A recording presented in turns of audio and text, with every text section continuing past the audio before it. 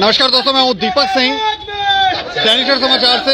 ये युवा हैं जिन्होंने मेडिकल असिस्टेंट का या फार्मासिस्ट का कोर्स किया था आज से 3 साल पहले, जब धारा 370 नहीं हटी थी। उससे पहले जिन लोगों ने कोर्स किया था उनको ड्रग लाइसेंस नहीं मिल रहे हैं और ये 3 साल से जो है वो परेशान हो रहे हैं। इसलिए ये लोग जो हैं वो यहाँ पर प्रदर्शन कर रहे हैं और मांग कर रहे हैं कि इनकी जो डिमांड है, इनको जो ड्रग लाइसेंस है वो दिया जाए। और इनसे जानने की कोशिश करेंगे कि आखिर इसके अलावा इनकी और क्या क्या परेशानियां हैं और ये कब से परेशान जो है वो हो रहे हैं। लगभग जो जानकारी हमारे पास है उसके मुताबिक लगभग 10,000 बच्चे होंगे, 10,000 से ज्यादा बच्चे होंगे जो इंतजार कर रहे हैं कि उनको लाइसेंस दिया जाए। डिप्लोमा डिग्री उन्होंने कर ली, लेकिन उसके बाद इनको अभी तक लाइसेंस जो है वो नहीं मिल रहे हैं। अच्छा, मैं आपका नाम जान सकता हूँ? मेरा नाम गौरव लस्कोत्रा है।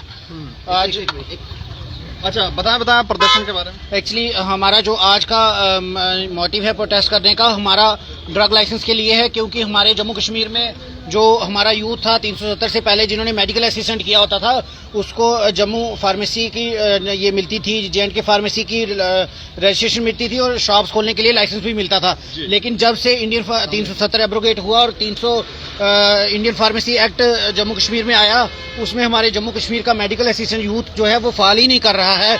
उस वजह से हमारे 3 साल हो गए हमारे बच्चों को दर दर घूमते हुए। कभी हम सेक्रेटरीट में जाते हैं, कभी हम JK फार्मेसी से, कभी गवर्नमेंट के पास। हमें कहीं से कोई भी पॉजिटिव रिस्पांस वहां से नहीं आ रहा है आज तक। हमारे बच्चों को 3 साल हो गए, जैसे माननीय मोदी साहब कहते हैं जी सेल्फ एम्प्लॉयमेंट बनना है, कंधे से कंधा मिलाकर। हमारे बच्चों को तो अनएम्प्लॉयड कर दिया। उनको जो डिग्रियां थी उनको लाइसेंस लेके जो बच्चों ने किया वो उनको ही अनवैलिड कर दिया कि आपको नहीं मिलेगा। जम्मू जैसे बाहर से BOD फार्मेसी होती थी, जम्मू में मेडिकल असिस्टेंट का कोर्स करवाया जाता था, जिसके बेस पे बच्चों को ड्रग लाइसेंस दिया जाता है। आपको बताऊं, हमारे बच्चे बहुत फार फ्लंग एरिया से, जहां आज गाड़ी भी नहीं पहुंचती है, वहां से आके उन्होंने यहाँ पे आके ट्रेनिंग की है और बहुत ही मुश्किल हालात में फार्मासिस्ट का काम किया है। और बीच में जो कोविड हॉस्पिटल हुए हैं उनमें भी इन्होंने अपना योगदान दिया है। आज हमारे बच्चे इस कगार पे है कि वो रोडों पे आने पे मजबूर हो गए हैं। मेरी जो हमारे प्रधानमंत्री साहब और LG मनोज सिन्हा जी से यही डिमांड रहेगी कि जल्द से जल्द हमारे बच्चों को ये लाइसेंस इशू किया जाए, इसकी रजिस्ट्रेशन दी जाए। ये ना हो कि हमारा सब्र का बांध टूट जाए और हम लोग सड़कों पे आने पे मजबूर हो जाएं।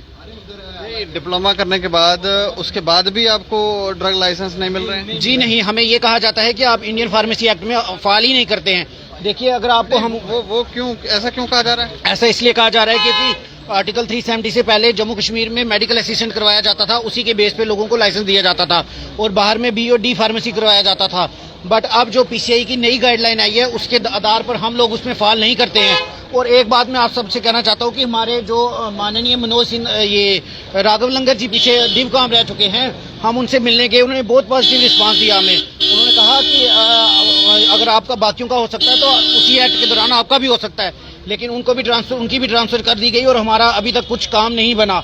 और आज भी हमारे बच्चे यूथ जो है वो सड़कों पे है, बेरोजगार है। और आज भी हम मांगते हैं कि अगर LG मनोज सिन्हा हर किसी के लिए काम कर रहे हैं, LG मनोज सिन्हा साहब कहते हैं जी आज हम रोज काम कर रहे हैं दिन रात, क्या हमारे बच्चे उनको रोते हुए नहीं दिखते?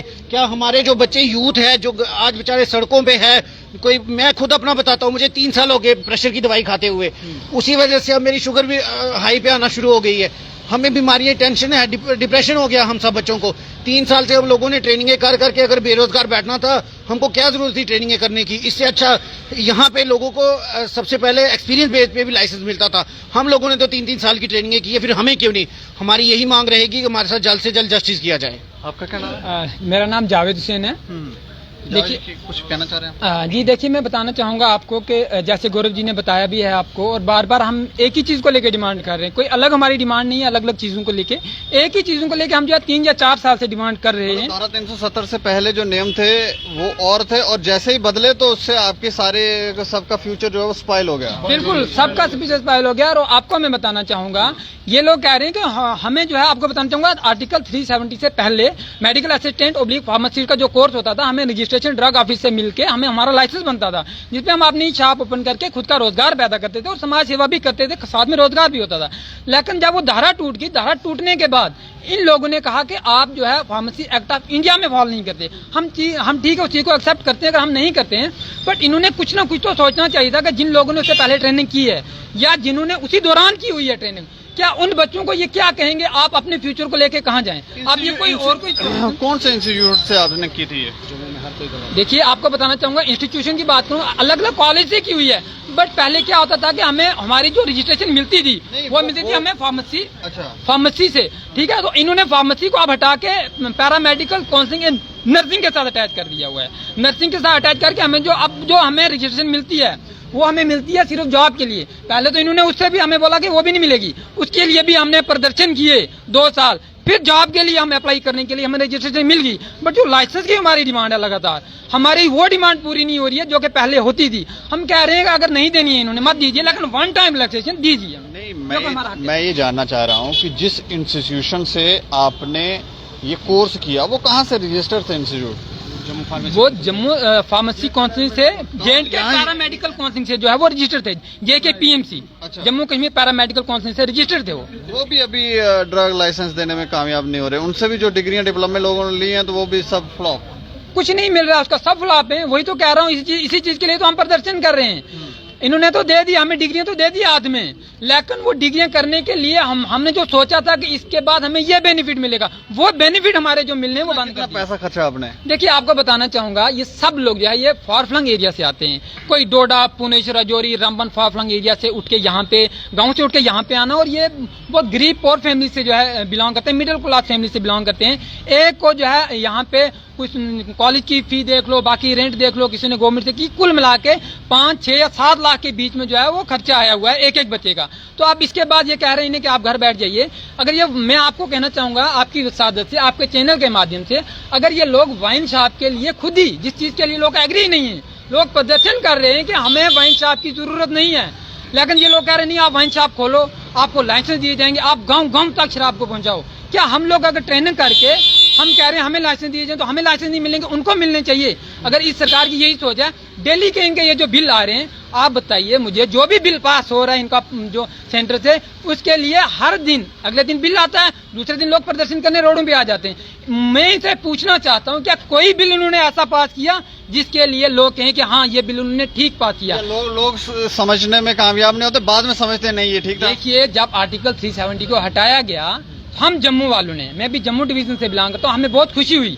खुशी ये हुई थी, इन्होंने कहा था कि आपको आर्टिकल 370 के बाद बहुत अच्छे आपके लिए रोजगार के वसाइल पैदा किए जाएंगे। मतलब जो सपने दिखाए थे, हम खुश हुए। हम सब जम्मू वालों ने मिठाइयाँ बांटी थी उस दिन, मिठाइयाँ बांटी इन लोगों ने इसलिए कि हम चेंज हो जाएंगे।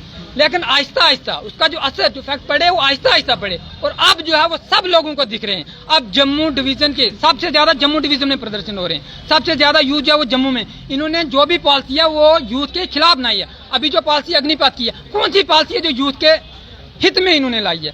NHM वाले में सबको बताना, मैंने पहले भी बताया, NHM वाले जो बेचारे कोविड में जिन्होंने काम किया, हम सब लोगों ने कोविड में काम किया हुआ है, हम सबको 2 या 3 महीने वहाँ पे यूज किया। यूज करने के बाद हमको वहाँ से निकाल दिया गया। चलो ठीक है, निकाल दिया गया, लेकिन हमारी ये जो जेन्युइन डिमांड थी, हम यहाँ पे आ गए कि हमारी ये जो डिमांड है हमें जो है पूरा किया जाए। इन्होंने NYC वाले सारे प्रदर्शन पे, मेडिकल असिस्टेंट का जो लाइसेंस था वो इन्होंने रद्द कर दिया। ये सारे बेनिफिट में जो आपको बता रहा हूँ ना, ये सारे 370 के बाद ही मिले हुए हैं।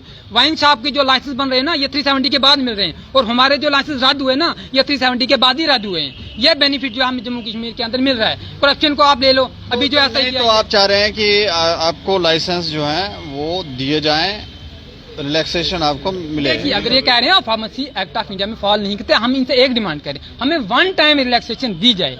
जिन बच्चों ने ट्रेनिंग की हुई है, आप उनका हक कैसे मारोगे? अब इतनी एज हुई है इन लोगों की, ये कौन सा प्रोफेशन दूसरा चूज करेंगे? अभी ये कह रहे हैं इसको छोड़ के और प्रोफेशन चूज करेंगे। अभी इस एज में ये सब लोग डिप्रेशन की मेडिसिन खा रहे हैं, ये सब लोग कोई BP की खा रहे हैं। क्यों खा रहे हैं? क्योंकि टेंशन में हर लोग परेशान है, हर युवा परेशान है। अब युवा के लिए जो है पॉलिसी होनी चाहिए उसको बेनिफिट के लिए।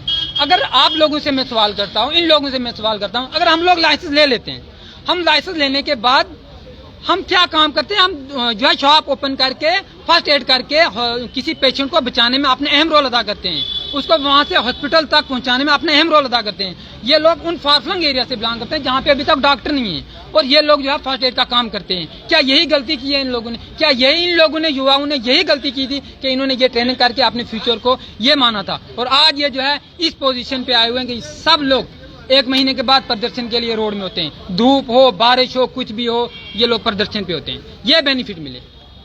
चलिए, शुक्रिया, हमसे बातचीत करेंगे। Thank you so much. तो ये कह रहे हैं कि धारा 370 से पहले इन्हें क्या मालूम कि धारा 370 आप हटाकर ये इन्होंने जो पैसा इन्वेस्ट किया, जो फोकस जिस टॉपिक पे किया, वो पूरी तरह से बाद में उसको भी एब्रोक्रिएट कर दिया जाएगा, उसको भी साइड कर दिया जाएगा और इनका फ्यूचर जो है स्पॉइल कर दिया। इन्हें नहीं पता था, तो एक बार रिलैक्सेशन ये मांग रहे हैं कि वन टाइम रिलैक्सेशन दी जाए, इनके भी लाइसेंस बने, ताकि जो पैसा इन्वेस्ट हुआ, जो इन्होंने जिस सोच से जिस ऑप्शन को चुना था कि हाँ हम ये करेंगे, इससे हमारा फ्यूचर जो है सिक्योर हो जाएगा, तो वो कहीं ना कहीं इनको अब लगता है अंधकार में है। 3 साल हो गए हैं और अब ये कह रहे हैं कि एक बार रिलैक्सेशन जरूर दो। इस खबर के ऊपर आप अपनी प्रतिक्रिया जरूर रखें और देखते रहें दैनिक समाचार। मुझे और मेरे सहयोगी अमित डोगरा को दें इजाजत। नमस्कार।